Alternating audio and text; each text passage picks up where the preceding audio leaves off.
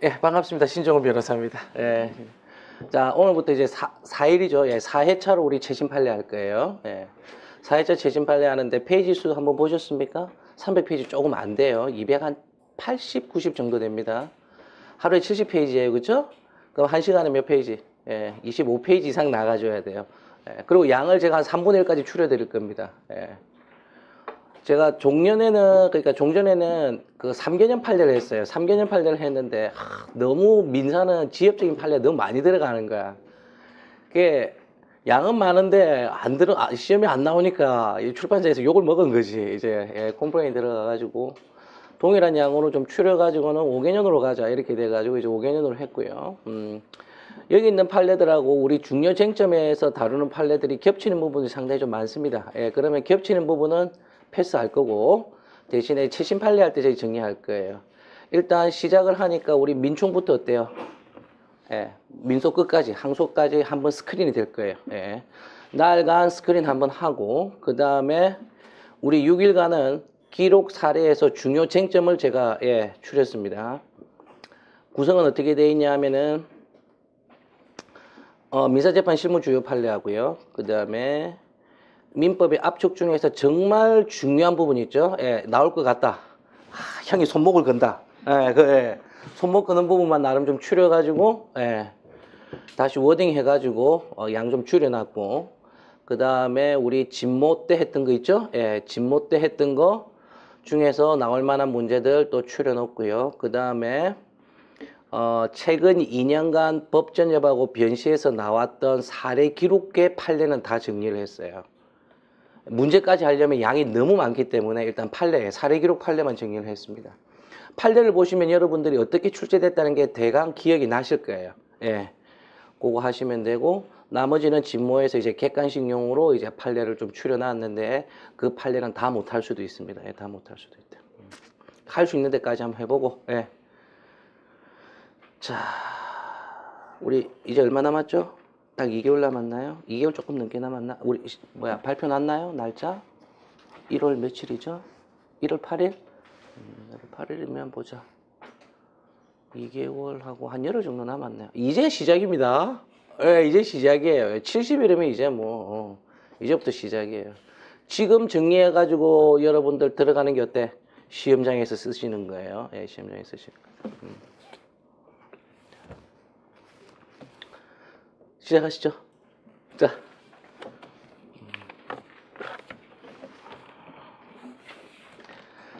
예전에는 사실관계 판례, 사실관계를 많이 설명을 드렸는데 양을 조금 줄여서 좀 줄여서 할게요. 한 3년 했는데 안 나오더라고. 안 나오는 거 계속 안 나오니까. 자, 제가 말씀드릴 때 이건 사례 기록용입니다라고 하면 여러분 체크하셔야 되고요. 그냥 요 부분 지문 정도만 기억하세요 하면 객관식용이니까 그렇게 정리하시면 될 것 같아요. 자.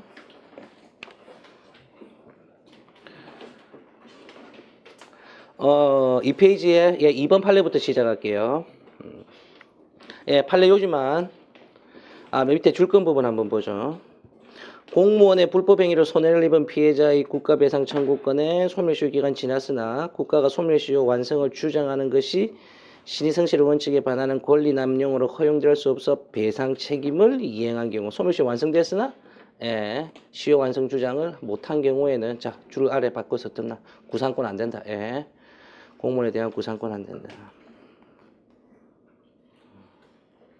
자, 3번은 우리 판례 요지만 보시면 됩니다.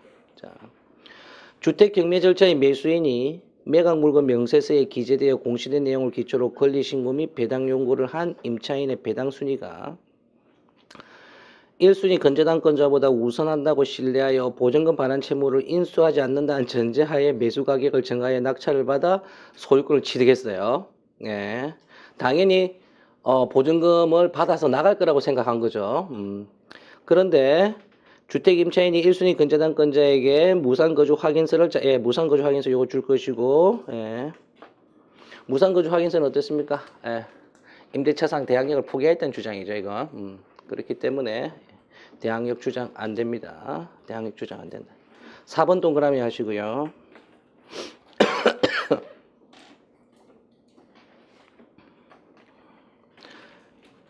줄건 부분 볼게요.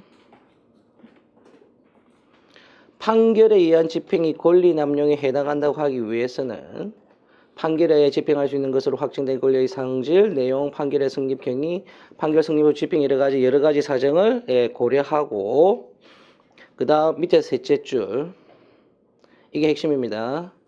확정 판결의 기한 집행이 권리 남용에 해당한다면 뭐로 구제한다? 청구이해소로 구제합니다. 청구이해소로 구제합니다. 원래 청구이해소의 사유는 뭐죠? 변론 종결 이후에 발생한 사유예요. 변종 후에 발생한 사유인데 사정 변경이 없음에도 불구하고 권리 남용일 때는 청구이해소로서 구제해 줍니다. 나아가 이러한 판결 자체가 신의 측에 반한다면 이 판결금 채권을 피보존 채권으로 한 사행의 지속권을 행사하는 것도 허용될 수 없다는 건데 밑에 노트 당해 사안은 권리 남용으로 판단되지 않음. 당해 사안은 권리 남용으로 판단되지 않음. 뭐 사례 기록으로 나오기는 어렵고요. 객관식 지문 정도로 생각하시면 됩니다. 판결 집행이 권리 남용이면 뭐로 구제한다? 청구이해소.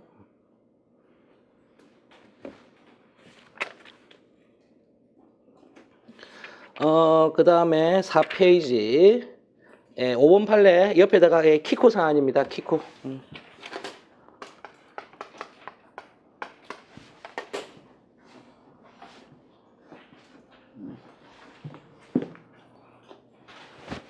이거 외환 리스크 해지한다고 체결한 계약 그거 발생 상품 아시죠? 이 계약 체결했을 때보다 외환 변동폭이 너무 컸던 거예요. 그게 만기됐을 때 계약자들의 손해가 어마무지했던 거지. 계약자들의 손해가 어마무지해가지고는 부당이득, 해제, 무효 주장 다 한 판례들이 이제 쭉 있습니다. 자, 키코 사안은 요거 딱 기억하시면 돼요. 무효 주장이 받아들여진 적이 없습니다. 원칙적 무효 주장 받아들여지지 않음. 그 다음 노트 하실 필요까지는 없고요. 예외적으로 불법행위에 의한 손배 책임 인정한 사안이 있어요. 요 판례 안에는 없는데 그게 어떤 사안이었냐 하면 굉장히 하이 리스크의 투기적 상품이었어요.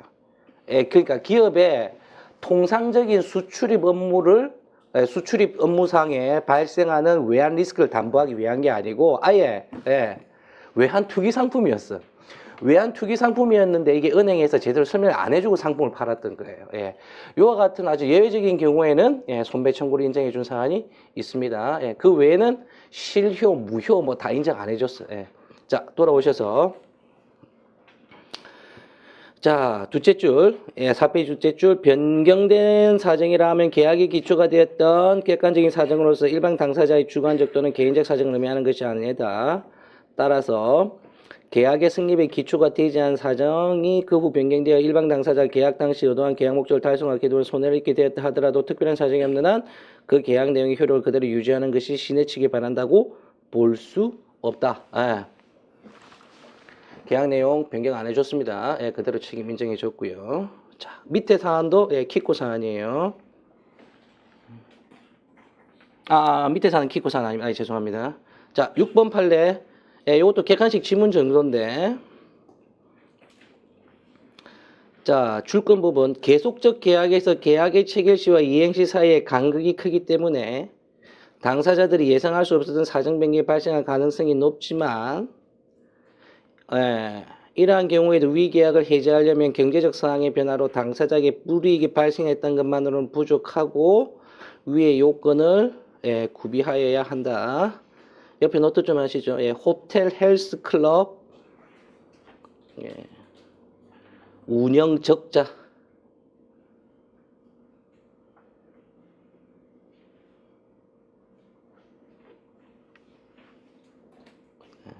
이에 기하여 호텔이 해지 주장.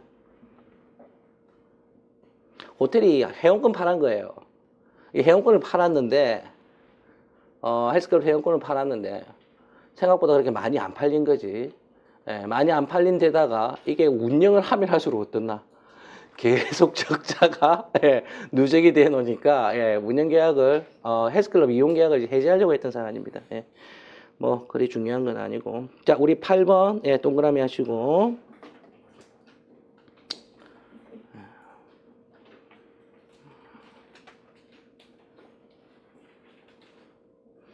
예, 미리 노트 좀 하시죠. 줄 건 부분. 예, 무효행위의 전환 법리입니다. 무효행위의 전환이에요.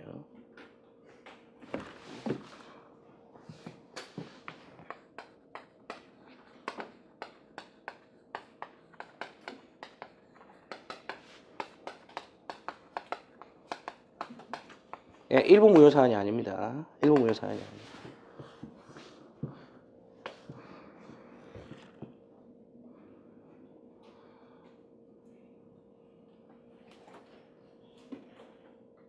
그 다음 밑에 예, 상고심,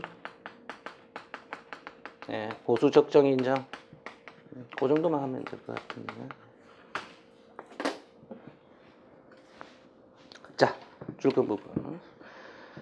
약정 보수에게 부당하게 가당하여 신의성질 원칙이나 형평의 관념에 반한다고 볼 만한 특별한 사정이 있는 경우에 예외적으로 적당하다고 인정되는 범위 내에 보수 행방을 청구할 수 있다. 그런데 이러한 보수 청구의 제한은 어디까지나 계약 자유 원칙에 대한 예외를 인정하는 것이므로 법원은 그에 대한 합리적 근거를 반드시 밝혀야 한다. 예, 이 변호사 수임료가 착수금이 되게 과다하다 해가지고 뒤에 반환 청구를 했던 사안입니다. 그래서 항소심에서는 과다에 대해서 인정해주고 상고심에서는 그 정도면 적절하다. 예, 그 정도면 적절하다. 이건 민사사안이었고요. 우리 형사사건에서 성공보수금 청구는 어떻습니까? 103조 위반으로 인정 안 되죠. 그거 기억하시고. 네, 뭐 객관식 정도지. 네, 객관식 정도.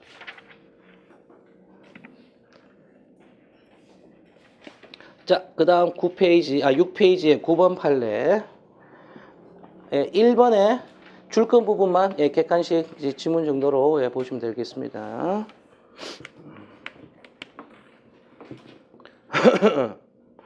자, 정관에 다른 이사가 요건을 갖추어 이사의 소집을 요구하면 대표권 있는 이사가 이에 응하도록 규정하고 있는데도 대표권 있는 이사가 다른 이사의 정당한 이사의 소집을 거절하였다면 대표권 있는 이사만 이사를 소집할 수 있는 규정은 적용할 수 없다. 이 경우 다른 이사는 정관의 이사의 소집권에 관한 규정 또는 민법에 기초하여 법인의 사무로 집행할 권한에 의하여 이사회를 소집할 수 있다. 이사회 소집. 이사회 소집.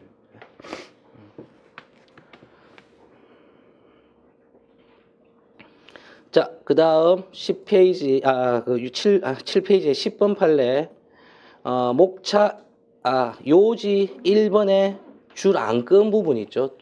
후단 부분. 두 번째 패러그래프만 보시면 되겠어요. 두 번째 패러그래프 중요해요.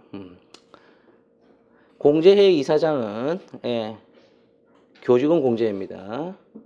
회원부담금 등으로 조성된 기금을 운영하여 부동산 주식 등에 투자한 업무를 통합하면서 투자 대상, 규모 방법, 회수 구조에 비추어 필요한 정보 확률된 번호에 수집하여 투자에 적합한지 검토 심사하는 절차를 거쳐 투자가 공제 이익이나 사업 목적 부합인지 판단하여 투자를 재개할 선관 의무가 있다. 이러한 선관 의무를 위반하여 공제에 손해를 입힌 경우에는 어떻다? 손해배상 책임이 인정됩니다. 이건 상법상 이사의 책임하고 유사한 효과를 인정해 준 사안이에요. 이런 거 객관식 내기 되게 좋아요. 재심 판례이고.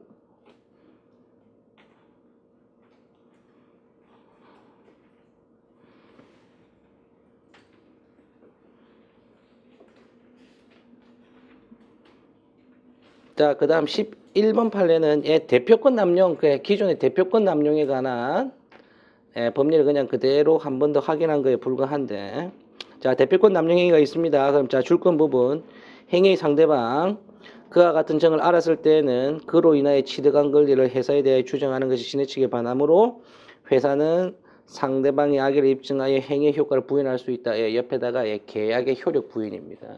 계약의 효력 부인.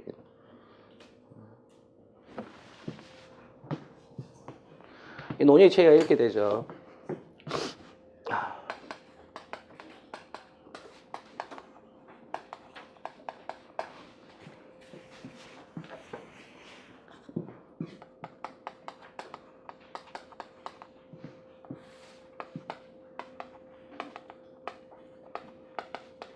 대표권 남용을 했어요. 대표권 남용은 기본적으로 대표권의 범위 내죠, 그죠?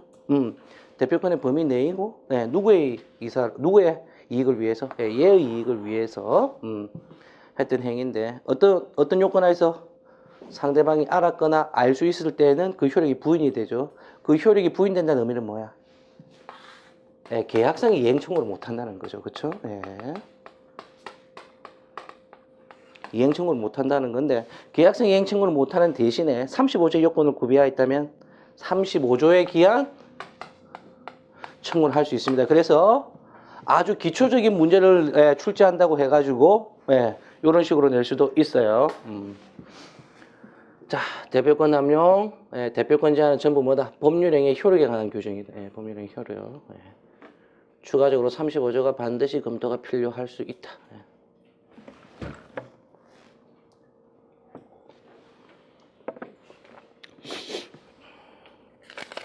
자, 넘기시고.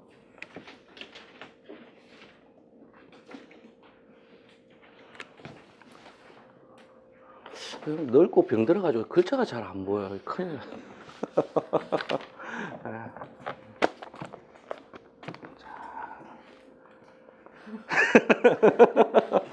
아니. 이게 가까이 하면 더 안 보이더라고.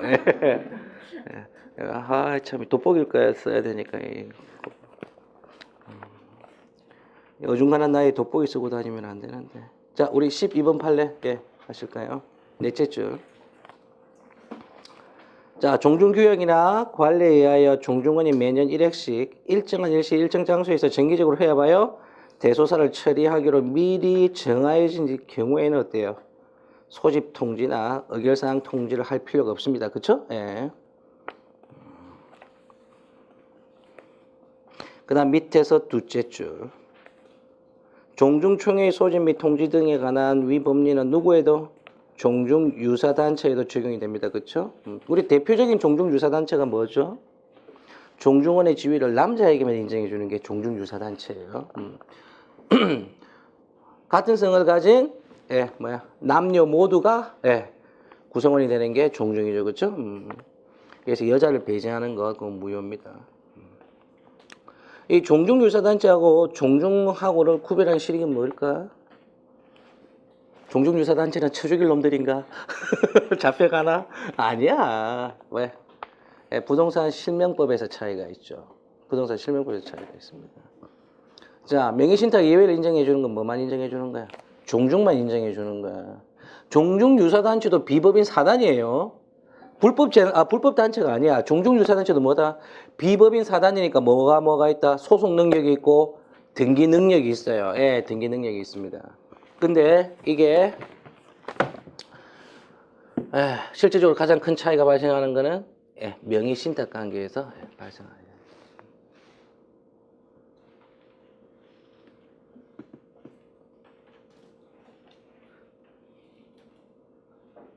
그 다음 13번 첫 번째 거는 매우 이건 형광펜 써야죠. 형광펜.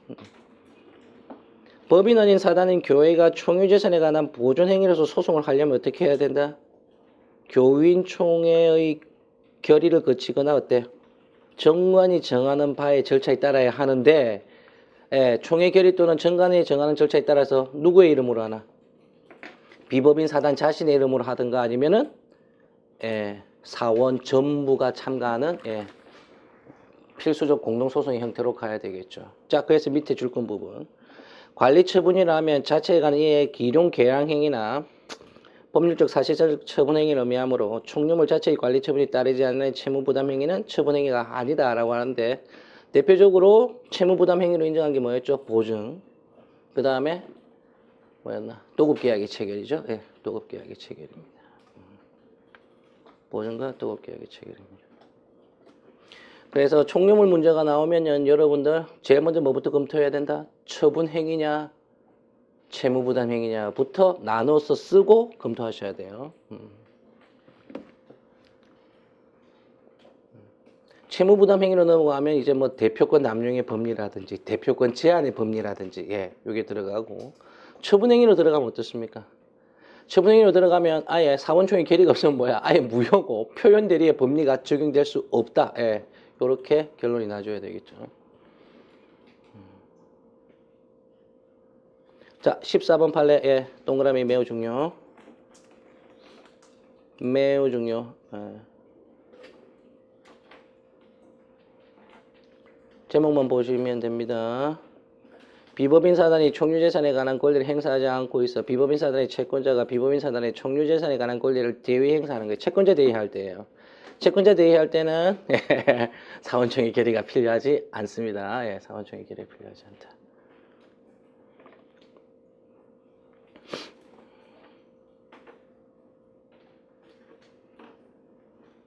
그 다음 15번 판례는 3번 지문만 가볍게 보시면 됩니다. 3번 지문만 가볍게 보시면 되고 아마 객관식이 하나 정도 나올 수 있을 것 같아요. 판례 요지의 3번만. 자, 갑 종중이 을에게 명의 신탁되어 있던 토지 반환을 위하여 소재기 등에 필요한 모든 권한을 회장인 대표자의 병에게 위임, 병이 대표하여 종도 반환 소송을 제기해 승소 판결 확정되었는데 이에 그 후 갑 종중이 수고했다고 해가지고 일부를 정의했다. 이 결의 자체가 어떻다? 103조 위반이다. 이건 103조 위반이다. 함부로 종중 토지 정리해주면 안 됩니다. 자, 넘기시고.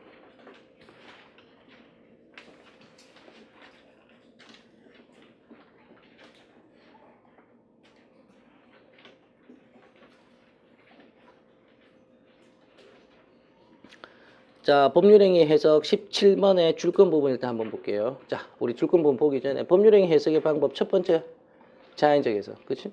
그 다음 규범적 해석, 그 다음 보충적 해석이죠. 자, 자연적 해석하고 규범적 해석은 실제 사안에서는 구별하기가 생각보다 쉽진 않습니다. 까다로워요. 상당히 까다롭다. 보충적 해석은 주로 어디에서 발생하나? 당사자의 의사표시가 불분명할 때예요. 그렇죠? 당사자의 의사표시가 불분명할 때 보충적 해석이 들어갑니다. 대표적으로 적용되는 사안이 표의자 쌍방이 공통하는 동기의 착오죠. 표의자 쌍방이 공통한 동기의 착오입니다. 우리 그 쟁점 정리할 때 한 번 더 할게요. 자, 우리 줄건 부분. 일단 유효하게 성립한 계약상의 책임을 공평개념 및 신해침과 같은 일반 원칙에 의해 제한하는 것은 자칫하면 사적 자치 원칙이나 법적 안정성에 대한 중대한 위협이 될 수 있으므로 신중을 기하여 극히 예외적으로 인정하여야 한다. 자, 판례가 극히 예외적으로 이러한 요건 하에서 인정하여야 한다라고 하면 이 말의 의미는 인정 안 해주겠다는 의미와 똑같아요. 그렇죠? 인정 안 해주겠다는 의미와 똑같습니다. 자, 요거 노트 조금 하시죠. 시험이 나올 것 같지는 않은데 요게 지연 손해금 청구 사안. 지연 손해금 청구 사안.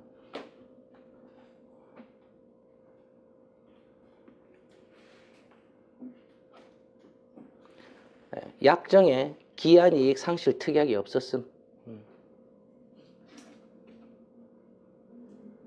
기한이익 상실 특약이 없으니까 어때요? 지연 손해금 발생에 대해서 상당히 다툼이 있겠죠. 그렇죠? 상당히 다툼이 있죠. 시내 측에 따라서 지연 손해금 발생 시기를 임의로 정하는 거 이런 건 안 된다. 그런 취지입니다. 자, 그다음 18번 옆에다가 예문 해석.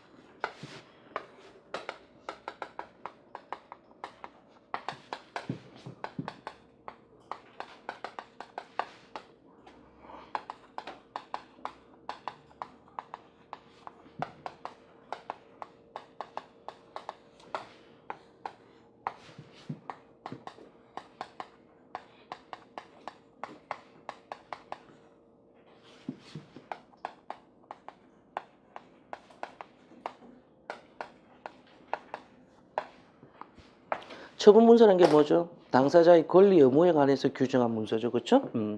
본래 처분 문서에 대해서 성립의 진정 인정되면 어떻습니까?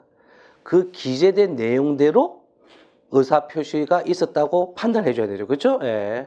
그런데 이 처분 문서도 기재된 내용대로 모두 그 효력을 인정하게 되면은 당사자에게 지극히 불리한 경우가 생길 수 있어요.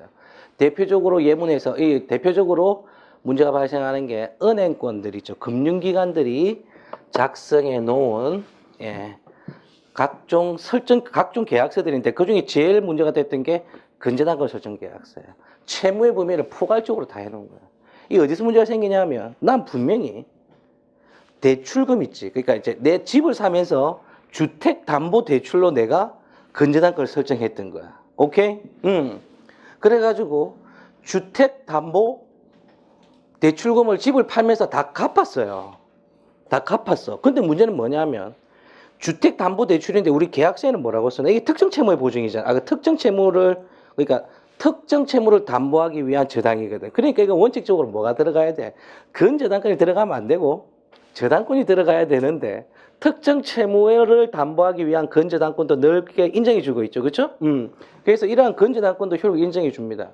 근데 문제는 뭐냐면 집을 팔고 근저당권을 말소해 가지고 자기는 빠져나가려고 하는데 은행에서 뭐라고 주장하냐 하면 야, 너 와이프한테 우리 대출해 준 거 대출해 준 거 너 보증 쓴 거 있잖아.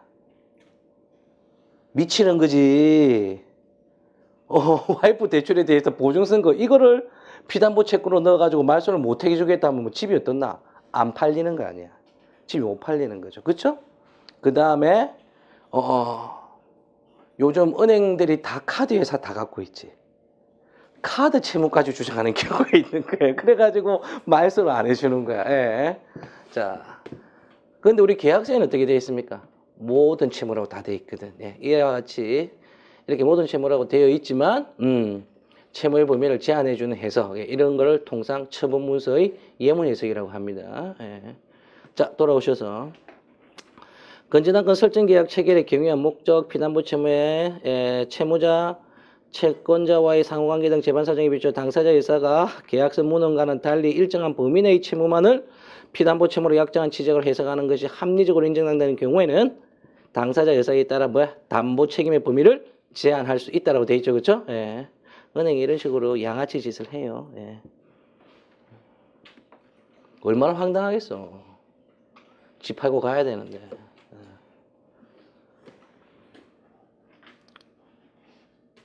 자, 그 다음 19번은 우리 판례 회색 요지 부분만 보면 됩니다. 형사사건에 관한 성공보수약정이 선량한 풍속이자 사회질서 위반되는 것으로 평가하되는가? 맞다. 103조 위반이다. 어떤 법률 행위가 103조 위반인지 아닌지를 판단한 시점은 언젠가? 그 법률 행위 시점이죠. 요건 꼭 기억하셔야 되고 이건 일반론이고요. 사후적인 사유로 인해서 103조 위반이 되고 이러지는 않습니다. 법률행위 당시에요. 그런데 한편 셋째적으로 종래에 이루어진 보수약정이 성공보수 명목으로 되어 있는 경우 무효라고 단정 지을 수 있는가? 종래에 있는 거에 대해서는 효력을 인정해 주고 새로 체결하는 것만 무효로 보겠다는 건데 아무런 근거가 없어요. 아무런 근거가 없어요. 뭐 우리 양식 영감님의 음모라는 얘기도 있고 대법원장의 음모라는 얘기도 있고 되게 소문이 많았어. 카메라 안 꺼도 될 것 같은데 이게 대법원에서 변협을 견제하기 위해서 낸 판례라는 얘기도 있고요. 변협을 견제하기 위해서 낸 판례라는 얘기도 있고 그 다음에 검찰 출신 변호사들을 견제하기 위해서 그러니까 검찰 견제용으로 낸 판례다라는 얘기도 있어요. 뭐 어쨌든 피를 본 건 김정철이야. 저는 뭐 형사 사건이 거의 없어가지고.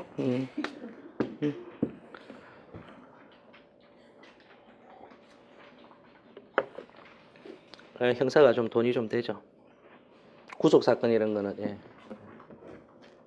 저번 달에 한번 구속 사건이 와가지고는 한번 상담을 했었는데 수임료가 안 받아가지고 안 맞아가지고 돌려보냈습니다. 그리고 별로 재질도 별로 안 좋았어. 재질도 별로 안 좋았어. 포주야. 포주. 그리고 바지 사장이 아니더라고. 실질 사장인데 반드시 구속이 되는 사안들이 몇 개 있어요. 그 대표적인 애들이 이제 포주들하고 그 다음에 마약 사범들이에요. 왜냐하면 이놈 새끼들 나가면 계속 하거든. 계속 하니까 잡아놔야 된단 말이에요. 그래서 법원에서도 영장을 웬만하면 내주죠.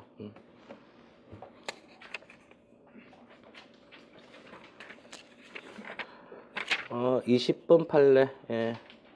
분위기 안 좋은데 재밌는 얘기 하나 해드릴게요. 마약 얘기 나왔으니까. 제가 한 사건은 아니고 우리 사무실에서 했던 사건인데, 그 대마초가 뭐지? 대마관리법인가? 요즘 법률이 향정신성인가? 그거 아닐 거야. 그 판결문이 이제 내부 인트라에 이제 해가지고 이제 이메일로 온 거예요. 그래 쭉 읽어보니까 실형이 나왔어. 실형이 나왔어. 전과도 있는데 그 사무장한테 물어봤지 내 사건은 아니고 야 이거 인마 이거 어떻게 된 거냐 이러니까 이놈이 대마 전과가 있는데 하루는 지 혼자 이제 대마를 사가지고 와가지고 집에서 대마를 핀 거예요. 대마를 폈는데 기분이 너무 좋은 거야. 그래가지고 길거리로 뛰쳐나갔어. 길거리로 뛰쳐나갔다고 해서 다 잡히는 건 아니잖아. 야 길거리 뛰쳐나갔다고 해서 다 잡히냐 그러니까 이 미친놈이 옷을 다 벗고 나갔어요. 옷을 다 벗고 벌건 대낮에 돌아다니니까 경찰한테 잡힌 거지. 그게 어떡하겠어. 보고 취한 거, 술 마셨나? 아니면 약했냐? 술 마신 건 아니거든. 술 냄새 안 나니까 바로 잡힌 거야. 그리고 잡혀갖고 가시니까 어떻게 돼? 바로 구속이지. 전과도 있고. 예. 그래서 약할 때는 집에서 옷을 다 입고 문을 걸어 잠그고 그렇게 하셔야 돼요.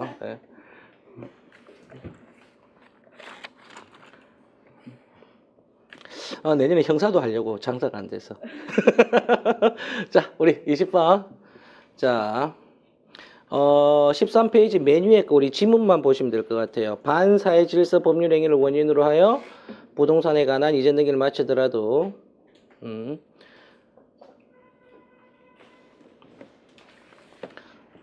마쳤더라도 그 등기는 원인 무효로서 마초될 운명에 있으므로 등기 명의자가 소유권에 의한 물권적 청구권을 행사하는 경우에 권리 행사의 상대방은 법률 행위의 무효를 항변으로 주장할 수 있다. 이게 어떤 거였냐 하면 사실관계 가볍게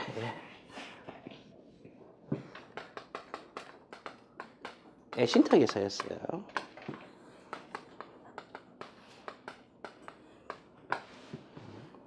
신탁에서는 당연히 신탁자가 있겠죠, 그렇죠? 신탁에서 신탁을 했는데 신탁 내용상에 이제 반환을 못 받아간 거지. 반환을 못 받아가가지고 요게 이제 처분이 돼가지고 제3자에게 양수인이 양도가 됐습니다.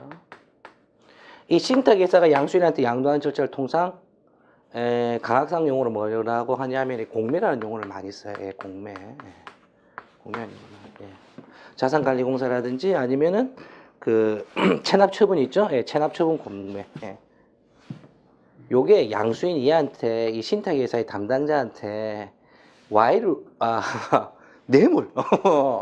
뇌물을 먹인 거예요. 뇌물을 먹여가지고 굉장히 싼 값에 불화를 받은 거죠. 자, 어떻게 했나? 인도 청구했겠지. 이전 등기까지 받았고. 얘가 뭐라고 항변을 주장했을까? 요 양도가 뭐다? 103조 위반이니까 너는 뭐가 없다? 소유권이 없다라고 주장해서 인정받은 사안이죠.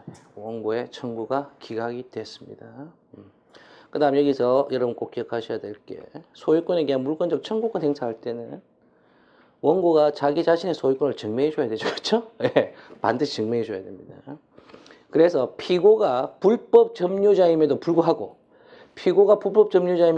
원고가 소유권 증명을 하지 못하게 되면 어떤다? 원고의 청구가 기각됩니다. 그렇죠? 기각됩니다. 그래서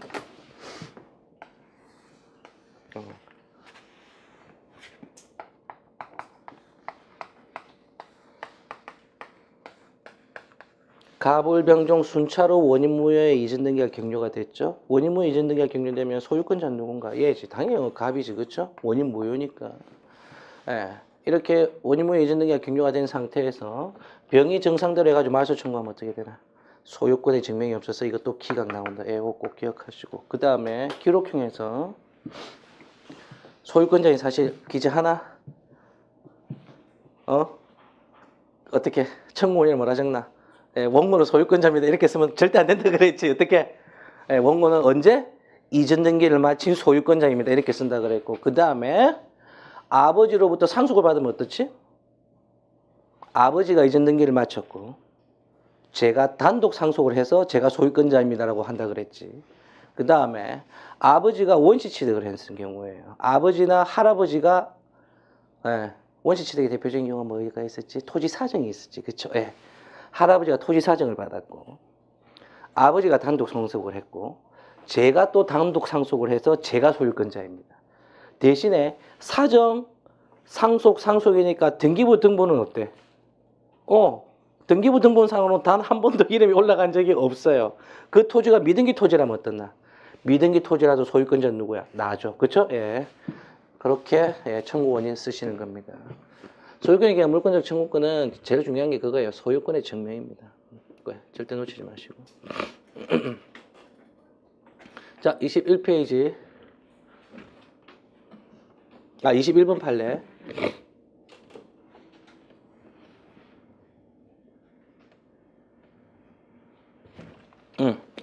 옆에 노트. 백화점과 의류 납품업자 사안. 밑에 사실관계 있는데 그거는 신경 쓰지 마시고 백화점과 의류 납품업체 사안입니다. 가진 행포를 다 부린 사안이에요. 그래서 제목만 보시면 됩니다. 독점 규제 및 공정거래에 관한 법률, 불공정 거래 행위라고 정한 거래상 지위의 남용의 효과로서 체결한 법률 행위는 뭐야? 무효가 될 수 있습니다. 반사의 질서 법률 행위에서 무효가 될 수 있다. 그 다음 22번의 출금 부분. 옆에다가 이 키코 사안, 이것도 키코 사안입니다. 키코 사안이다. 자, 22페이지, 22번 사례 첫 번째 패러그래프 출금 부분. 자, 어떤 법률행위가 불공정한 법률행위에 해당하는지는 법률행위 실을 판단하여야 한다. 그 다음 셋째 줄. 사후의 외부적 환경의 급격한 변화에 따라 계약 당사자 일방에게 큰 손실이 발생하고 상대방의 그 예상에 큰 이익이 발생하는 구조라고 하여 그 계약이 당연히 불공정한 계약이라고 할 수는 없다. 요거 구조가 어떻게 된 거냐 하면은 일정 범위의 환율 변동 하에서는 이게 리스크 해지가 돼요. 근데 요렇게 정한 범위를 벗어나서 환율 변동이 되잖아요. 그러면 한 명이 완전 뒤집어 써야 되는 문제가 생긴 거야. 그러니까 환율이 확 올라가면 뭐 은행이 손해를 본다든지 환율이 확 떨어지면 이 키코 계약을 체결한 거래 당사자가 손해를 본다든지 둘 중에 하나인데 이때 당시 키코 사안이 발생할 때 뭐가 터졌을까? 왜 환율에 영향을 줬을까? IMF 이후에 우리나라의 경제에 가장 큰 영향을 준 또 두 번째 사건이 뭔가? 있잖아, 2000년도 후반에 서브프라임 모기지 사태 있잖아. 미국에서 금융회사들 박살났을 때 있죠. 리만 브라더스 박살났을 때, 그때 그 파생상품 시장이 박살나면서 환율하고 전부 박살이 난 거죠.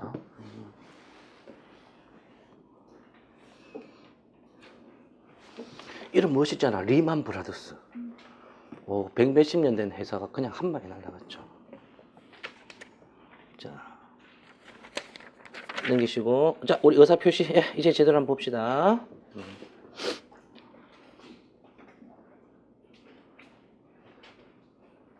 자, 23번 판례는, 요지 맨 마지막에,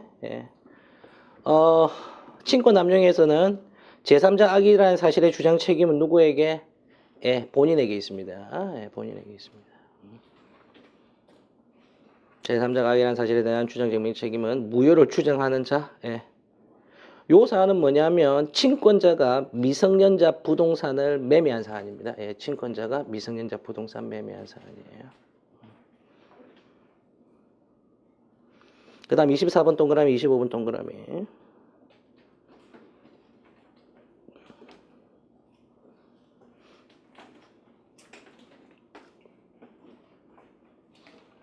특히 25번은 우리 법정협 사례에서도 나왔습니다. 법정 사례에서 나온 판례고요. 자, 24번. 임대차 보증금 반환 채권이 양도된 후 양수인의 채권자가 보증금 반환 채권에 대하여 채권 압류 및 추심 명령을 받았는데 양도 계약이 허위 표시로서 무효인 경우 그 채권자가 통정허위 표시에 있어서 제3자에 해당하느냐. 맞죠? 통정허위 표시 법률 행위가 이루어지고 그 법률 행위를 기초로 하여 새로운 이해관계를 맺은 자에 해당하죠.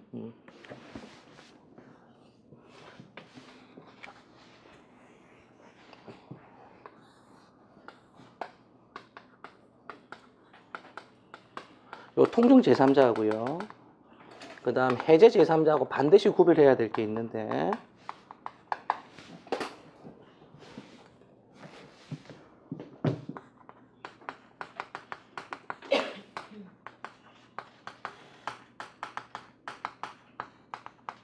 계약상 권리를 양수한 자도 통정의 표시에 제3자에 해당돼요. 그런데 해제되는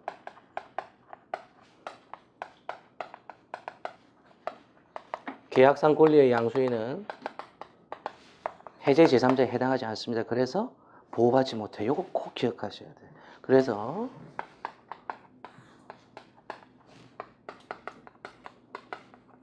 가장 매도를 하고 병한테 대금 양도를 하잖아요. 그렇죠? 이와 같은 경우 자 가장 매매에 의해서 매매 대금 채권이 발생했고 이 채권을 양수하거든요. 통정의 표시 제3자에 해당해요. 해당합니다. 한편 매도하고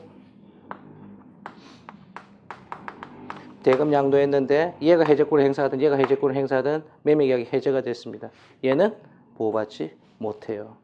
매매계약이 해제로서 보호받는 제3자는 매매 목적물, 그쵸? 목적물에 관한 이해관계이네요.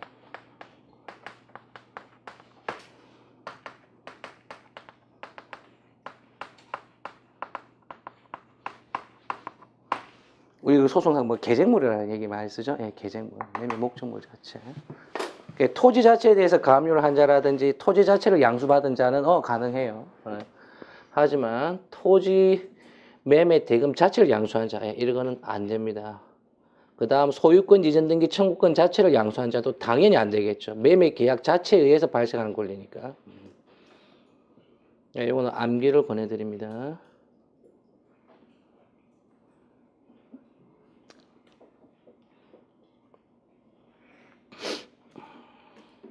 자, 25번 판례는 자, 25번 판례는 오른쪽에 15페이지 위에 줄건 부분만 보면 될 것 같아요. 자.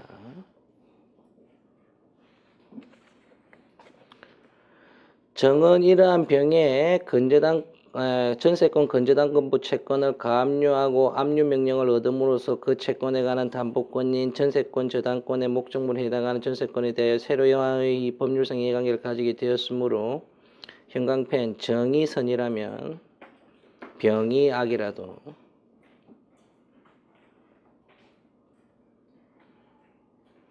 통정의 표시 대항할 수 있다. 그건 뭐 뻔하겠지.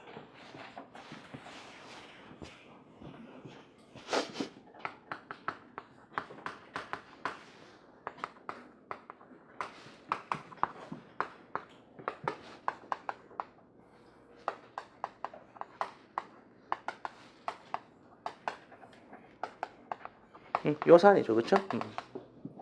통정의 표시가 있었고요. 통정의 표시 새로운 이해관계를 가진 병은 뭐였다? 얘는 악이었어, 악이. 제3자가 아니라 뭐야? 제4자야. 제4자가 들어갔는데 얘가 선이었던 거지. 얘는 보호받습니다. 꼭 기억하시고.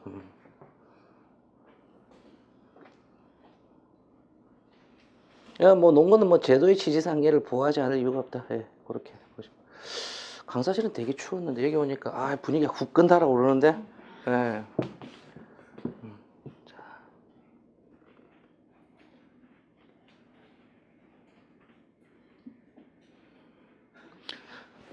자, 26페이지.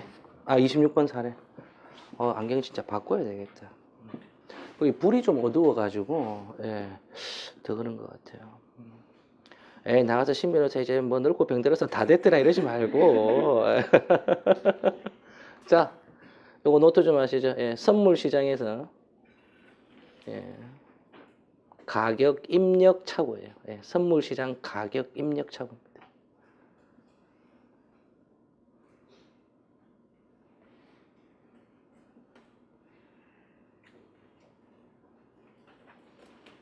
이게 어느 증권사가 가격을 너무 그러니까 0을 두 개를 더 붙였던가 해가지고는 너무 비싸게 주문을 해놓으니까 이걸 딱 보고는 다른 증권사 하나가 막 팔아낸 거지. 그래가지고 뒤에 이제 취소가 가능하냐가 이제 문제가 된 거예요. 취소 인정해 줬습니다. 그래서 자 줄건법은 자본시장과 금융투자에 관한 법률에 따라 거래소가 개설한 금융투자상품시장에서 이루어지는 증권이나 파생 상품 거래의 경우 거래 안정과 상대방의 실을 보호할 필요성이 크다 하더라도 업무 규정에서 109조의 적용을 배제하거나 제한하고 있는 등의 특별한 사정이 없는 한 이에 대해서도 예, 적용이 된다. 예, 입력 착오였어요. 직원이 0.8을 입력해야 될까, 뭐 8.0을 입력했던가, 뭐 그런 상황이었어요. 얼마나 쫄았을까, 그치? 자, 27번 사례 한번 보시죠.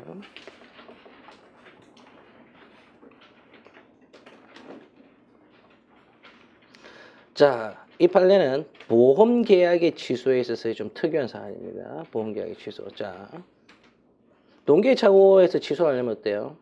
그 동기가 표시되거나 의사 표시 내용이 돼야 되죠, 그렇죠? 알았거나 알 수 있어야 돼요. 셋째 줄. 동기의 착오에 불과하다 하더라도 그러한 착오를 일으키지 않았더라 보험계약을 체결하지 않았거나 아니면 적어도 동일한 내용을 보험계약을 체결하지 않을 것이 명백하다면은 보험계약의 취소가 가능하다. 그 정도 보시면 될 것 같고.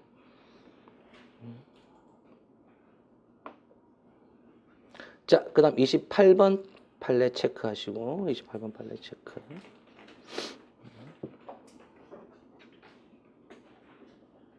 자, 대리권을 수여하는 수권 행위는 불효식의 행위로서 명시적 의사표시에 의함이 없이 묵시적 의사표시에 대해서도 할 수 있으나 어떤 사람이 대리인의 외양을 가지고 행위하는 것을 본인이 알면서도 이의를 하지 아니하고 방임하는 등 사실상 용퇴해 줄 것이고 사실상의 용퇴에 의해서 대리권이 추단되는 경우도 있다. 객관식 지문 정도고 사실관계는 신경하셔도 됩니다. 그 다음 30번 판례 빨간 거 동그라미 하시고 매우 중요. 우리 저 진모에서 제가 출제했던 사안인데요. 묶은 대리인의 책임. 보시면 이 객관식으로 무지하게 많이 나왔죠, 그렇죠? 사례에서 충분히 나올 수 있어요. 일단 요지 보시면 묶은 대리인의 상대방의 책임은 뭐다? 무과실 책임이죠, 그렇죠? 따라서 묶은 대리 행위가 제3자의 기망이나 문서위조 등 위법 행위로 야기되었다 하더라도 어때요? 책임이 부인될 수 없다는 건데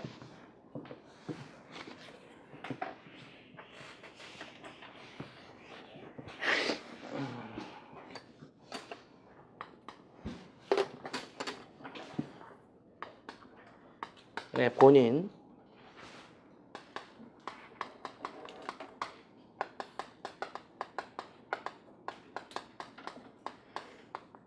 본인을 사칭한 제3자였어요. 뭔가 성명 모형인 거예요.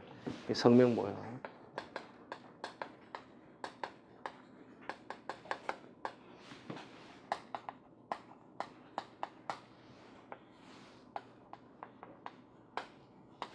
여기 수권해 준 거예요. 그러니까 얘의 신분증하고 인감도장, 인감증명서 등을 모두 위조해가지고 지가 본인인 것처럼 해가지고 매각을 한 사안이 아니고 한 번도 어떻게 기술을 썼나? 엄마가 내를 또 불러와가지고 얘한테다가 대리권을 준 거예요. 뭐 당연히 신뢰하겠지, 그렇죠? 상대방하고 매도 행위를 했습니다. 형식상 등기는 넘어갈 수 있겠죠. 전부 다 위조가 다 됐으니까 필요한 소리. 자, 그러면 이렇게 이전 등기가 넘어가면 본인은 어때? 말소 들어올 수 있겠지, 그렇지? 그냥 바로 직접 말소 들어오는 거지. 직접 말소하면 이 등기가 어떻게 된다? 말소되죠. 그럼 이 사람은 누구한테? 대리인한테 묶은 대리인의 책임을 묻는 거예요. 이 사람은 무과실이었다. 그래도 어떻다? 책임을 져야 됩니다. 묶은 대리인의 책임은 무과실 책임. 항소심에서는 무권 대리인 책임이 없다고 봤어요. 예. 상고심에서 바뀌었습니다. 항소심에서 무권 대리인 책임이 없다고 본 근거는 어차피 이 등기는 말소되는 거니까. 예, 대리인의 책임이 없다라고 한 건데. 사례에서 나오면 요 사실관계 그대로 나올 겁니다. 그럼 여러분들 첫째 쟁점이 성명 모형의 법률행위의 그 다음 검토해 주셔야 되고, 그 다음 무권 대리에 따르는 법률 효과 무효지, 그치? 예, 무효죠. 뭐가 무효다? 매매가 무효. 매매가 무효니까 이에 따른 등기도 어떻다? 무효. 예, 등기도 무효다. 자, 31페이지는 1번의 줄건 부분. 무권 대리인이 계약에서 정한 채무를 이행하지 않으면 상대방의 채무불이행에 대한 손해를 배상할 책임을 진다. 이 계약에서 채무불이행에 대비해 손해배상의 예정에 관한 조항을 둔 때에는 특별한 사정이 없는 한 무권 대리인은 그 조항에서 정한 바에 따라 산정한 손해액을 지급하여야 한다. 이 경우에도 손해배상의 예정에 대해서는 398조가 적용이 된다. 398조에는 뭐가 있죠? 직권감액 규정이 있죠. 그렇죠? 예. 직권감액 규정이 있습니다.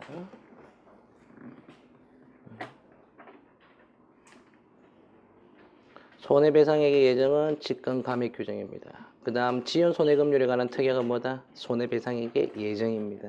네, 손해배상액의 예정입니다. 꼭 기억하시고.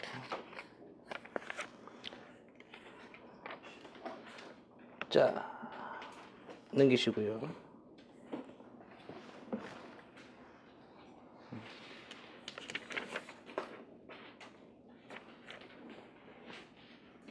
응, 32번 판례.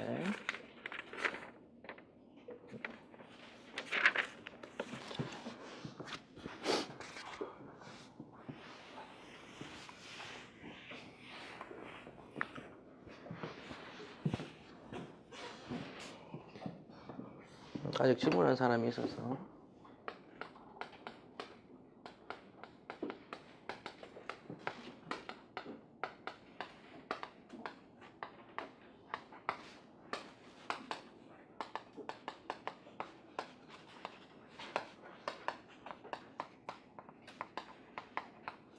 무권리자 처분액의 원인무효 법률관계를 구분을 하셔야 돼요. 네. 자, 요 판례는 무권리자의 처분행위 추인에 관한 판례입니다. 자, 나온 김에 한번 보죠. 아까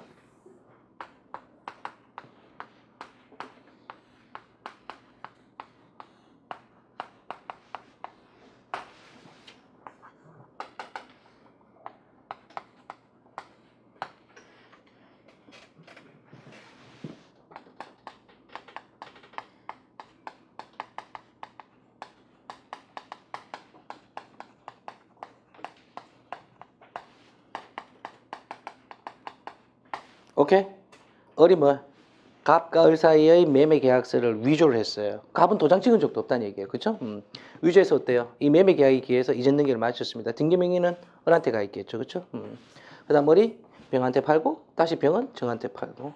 얘는 당연히 악이겠지. 그렇죠? 네, 얘는 뭐 특별한 그게 없으면 얘 당연히 선일 거고. 자, 갑과 을 사이의 매매 계약 및 등기의 효력에 대해서 한번 볼까요? 갑과 을 사이 매매 계약의 효력 및 등기의 효력에 대해서. 갑과 을 사이 매매 계약 효력은 유효인가 무효인가? 채권행위는 무효? 왜? 왜 무효야? 그냥 무효 믿었을 건가? 갑은 이런 행위를 한 적이 없지, 그렇지? 예, 위조하는 거니까. 예. 그래서 이건 채권도 어때요? 무효. 네, 등기도 물건도 어때요? 무효고. 을과 병 사이의 사이는 한번 보죠. 채권행위는 어때요? 유효죠. 이건 당연히 유효죠. 그 뭐야? 물건이 무효죠. 요걸 우리 강학상 뭐라 그러나? 무권리자의 처분행위라 그러지. 그치? 요게 무권리자의 처분행위야. 요 부분을 뭐라 그러지? 원인무효의 법률관계라 그러죠. 원인무효의 법률관계는 뭐가 원인무효다? 등기 원인무효죠. 그렇죠? 등기 원인이 뭐죠? 채권행위죠. 그러니까 채권행위 무효라는 의미예요. 무권리자의 처분행위는 뭐만 무효다? 물권행위가 무효인데 이걸 사후적으로 누가 유효화시킬 수 있죠? 권리자. 누구? 갑이 가능하죠. 그렇죠? 예, 갑이 가능하죠. 자, 우리 무권리자 처분행위에 있어서 권리자의 추인에 관해서는 민법에 규정이 없습니다. 예, 민법에 규정이 없어요. 그럼 뭐를 유추 적용할까? 무권대리 추인을? 예, 그게 제일 가깝죠. 무권대리 추인이 제일 가까우니까 이 법리를 갖고 오겠다.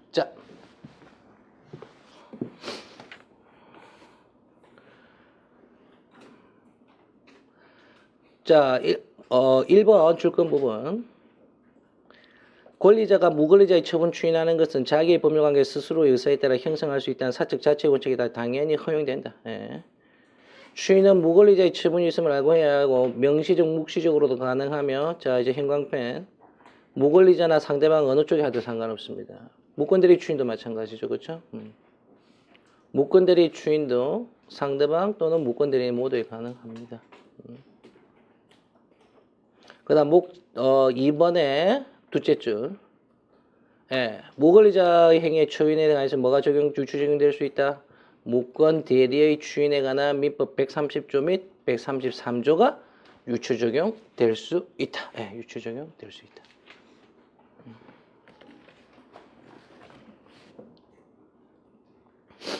자, 33번 판례.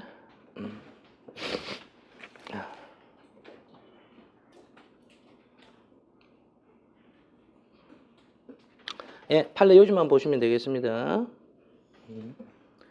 근로계약 체결에 관한 당사자들의 의사표시에 무효 또는 취소의 사유가 있음을 원인으로 근로계약의 무효 또는 취소를 주장할 수 있는 건 가능하다.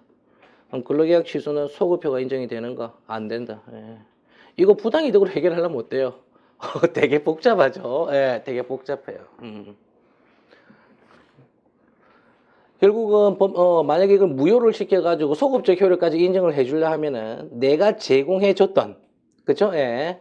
피용자가 제공해줬던 노역 등의 용역 제공에 관해서 뭐 감정을 받아야 되겠지. 그치? 감정을 받아가지고 이에 대한 부당이득 반환 청구해줘야 되고, 그 다음 지급받은 임금을 다시 돌려주는 뭐 이런 구조로 가야 되는 거니까. 예. 그래서 소급표를 아예 제한해버린다. 자.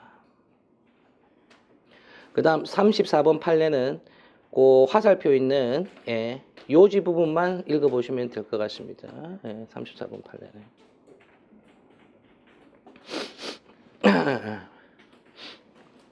예, 사실관계가 예, 갑과 을 보험회사가 피보험자를 만 7세인 갑의 아들 병으로 하고 보험 수익자를 갑으로 하여 병이 재해로 사망할 때 사망보험금 지급하고 장애를 입었을 때는 예, 소득상실 보전금 등을 내용한 내용의 예, 보험계약을 체결하였는데 병이 교통사고로 후유장애를 받은 사안에서 예, 갑이 보험계약 체결한 목적 등에 비추어 각 거래사는 보험계약 중 재해로 인한 사망을 보험금 지급 사례하는 부분이 상법 732조에 의해 무효라는 사실을 알았더라도 상해 부분을 유효라는 건데 732조가 뭐지? 상법?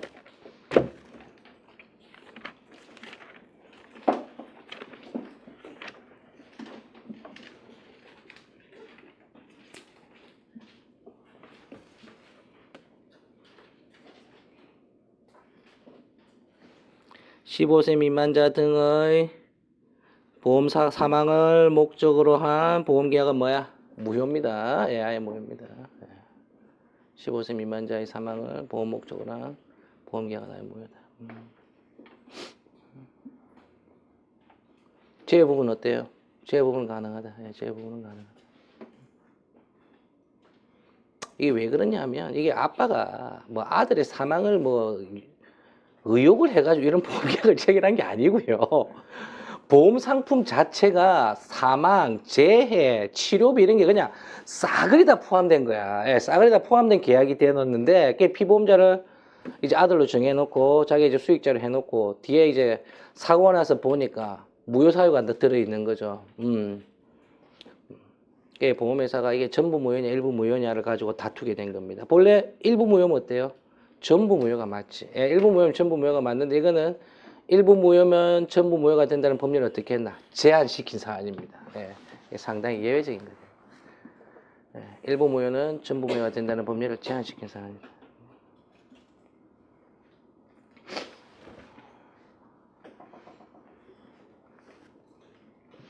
소송 구조가 어떻게 될까? 아빠가 보험사 상대로 재해보상금 청구를 재해보상금 청구를 하겠죠. 보험회사에서 예, 신정원 변호사 같이 사악한 변호사를 선임하겠지. 그러고는 예, 대단한 소리를 하는 거지. 이건 무효입니다.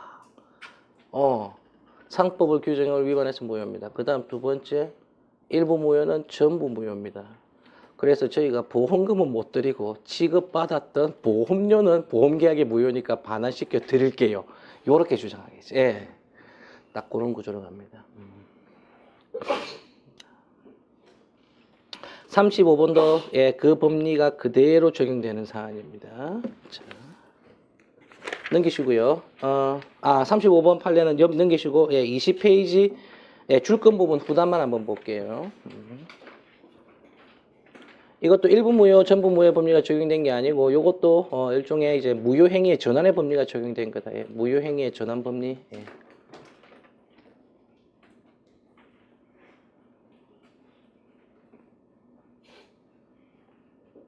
예, 요즘 한번 읽어보시면 객관식에서 그리 안 틀려요. 한번 볼게요.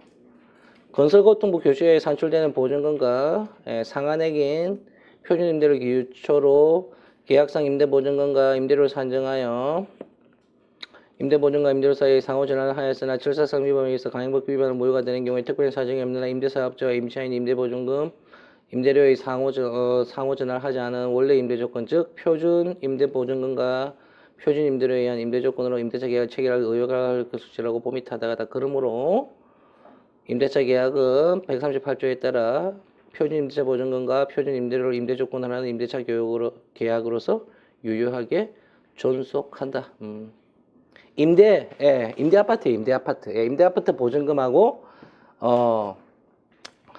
임대차 보증금 상한이 있거든. 그 상한이 있는데 이 상한을 위배해가지고 계약이 체결이 된 경우 이걸 전부 무효로 시키면 어떻나? 임대 계약 자체가 날아가 버리잖아. 그러니까 어때요? 예, 법률의 규정, 예, 고시된 내용의 범위 하에서 그 범위 내에서는 임대차 계약의 효력을 인정시켜준 사안입니다. 자, 이 법리는 일부 무효 법리하고 전부 무효 법리를 쓰면 절대 안 돼요. 자, 요 케이스가 하나 있는데 요거 설명하고 지금 몇 시지? 요 케이스 하나만 설명하고 조금 쉴게요.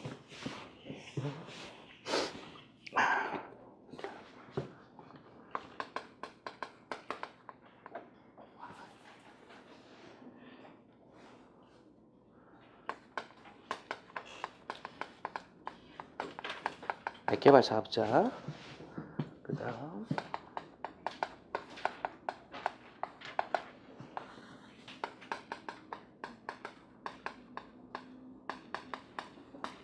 이 시가 3배 매도를 한 거예요. 시가 3배.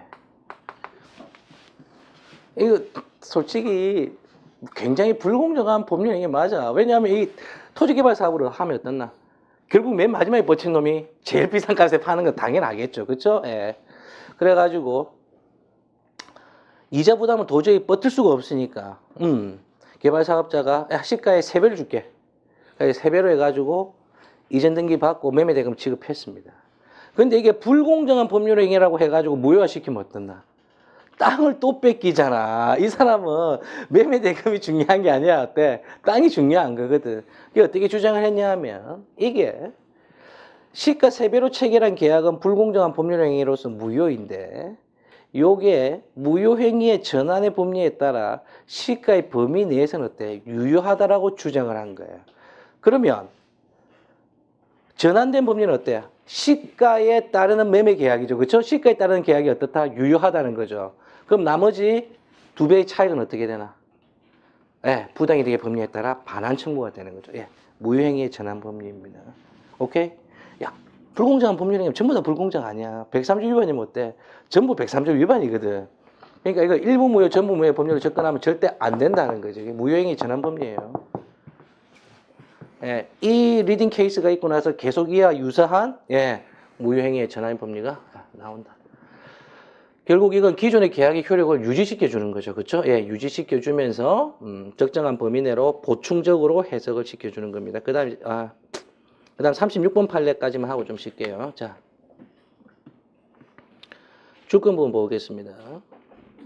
당사자가 이전의 법률행위가 존재함을 알고 그 유효함을 전제로 이에 타잡아 후손행위를 하였다고 하여 이전의 법률 행위를 묵시적으로 추인하였다고 할 수는 없고 형광펜 첫째 줄에 유효함을 전제로입니다. 유효함을 전제로. 유효함을 전제로 해가지고 후속 처분 행위하였다고 해서 그 처분 행위가 추인은 안 된다.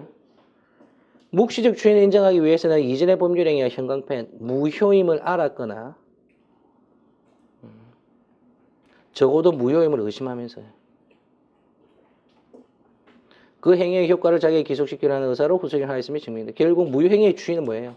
무효임을 알아야 돼요. 무효임을 알아야 됩니다. 자, 요거는 요 판례 사안은 아닌데 요 리딩 케이스 사안 하나 말씀드릴게요.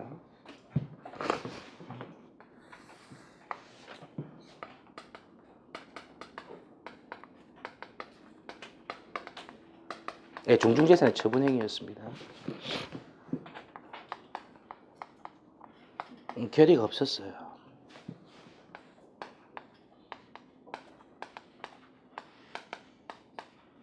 건전한권 설정이. 야, 결의 없는 건전한권 설정이면 뭐야? 이거 무효지 이거. 예, 종중의 총유재산에 대해서. 예. 그런데